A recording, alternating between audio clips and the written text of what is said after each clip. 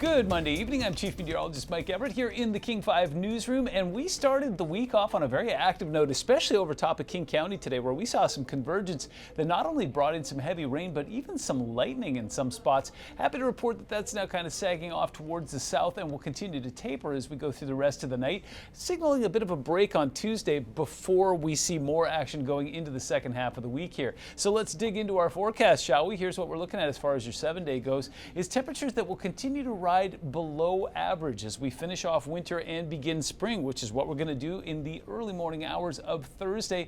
Now, 54 is the average for this time of year at SEA. You can see clearly we're not going to do that for a while, but hang in there. It looks like the first full week of spring could bring some warmer temperatures. Here are your headlines. Those convergence showers will continue into the night, especially up into some of the passes and again in the foothills of King County. We'll take a quick break from the action on Tuesday, and then, you guessed it, more rain, wind, and mountain snow as spring begins. Looks like Thursday into Friday we'll see some heavier weather. This is right around 6:30 that I'm taping this tonight, so you can see some of that convergence-based rain and snow continues to make its way through King County. In fact, let's zoom in and see if we can find it. It was raining heavily over top of the Seattle Metro about 2 hours ago, and as I mentioned earlier, we did see some lightning associated with that. As we zoom in over top of Redmond, Bellevue, Carnation, there were some heavier showers there during the 5 o'clock hour. It looks like that's starting to wind down. Even over top of Newcastle, it's starting to become more showery and less rainy. Looking up towards Snoqualmie and Stevens Pass, we'll see that convergence continue to drive some snow up into the passes where we've seen heavy snowfall over the last few days. Here's a look at the summit at Snoqualmie where the lifts have stopped turning for the day, but as you can see, plenty of snow on the ground and still plenty of snow in the trees. And again, not as heavy or as active as it has been over the last 72 hours. Putting the future into motion here, we'll continue to just export some of that snow off towards our east where we'll see it move into the Rockies and portions of Idaho and especially into Colorado and Utah where they're going to get a fresh refill of the snow there.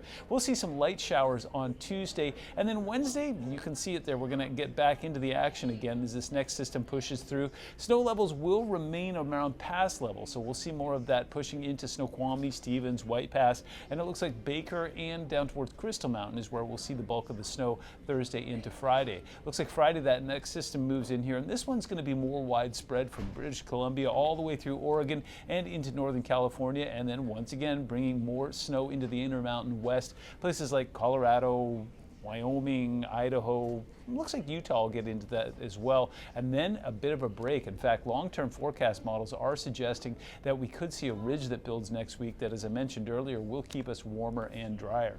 In the short term, we continue to see that convergence basically over top of King County and then sagging down towards the south into Pierce County, especially into the mountains there. That's going to continue snow across White Pass through most of the night. Right around 3 a.m., we will continue to see some of that snow pushing into the foothills of Snohomish County and again King and Pierce County. And then things really quiet down on Tuesday morning. In fact, this would be a great time to get out and get a walk in, get some exercise in, or if you got some tasks to do, that's going to be your time to do it. We'll try and hold the showers off until the kids get out of school, but right around 3 or 4 o'clock, we'll start to see those pick up again from the south and make their way through the region. But again, they'll be fairly short-lived, so by the time we get into late Tuesday night and early Wednesday morning, things will quiet down once again.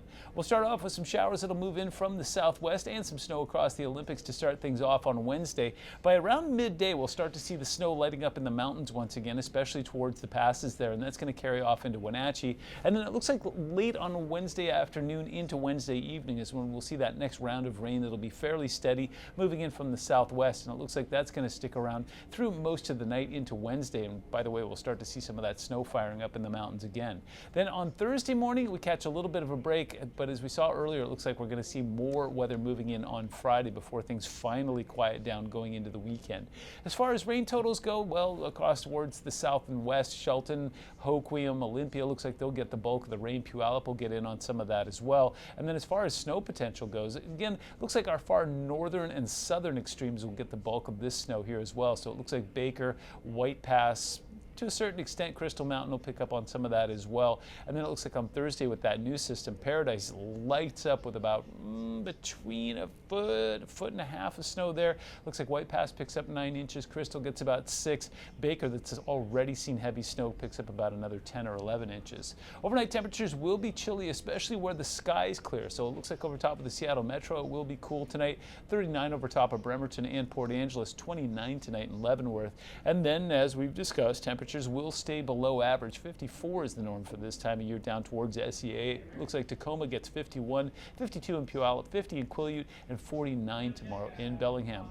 7-day forecast shows us staying below average and staying active as we round out winter and head our way into spring. But for the most part, it looks like next weekend we saw during that ridging will allow us to kind of quiet down and warm up again and maybe actually feel like spring. It's the Pacific Northwest. Stay tuned. Things can change, and we'll keep you on top of that right here at King 5, king5.com, and K5 Plus. Stay warm, stay safe, and have a great night.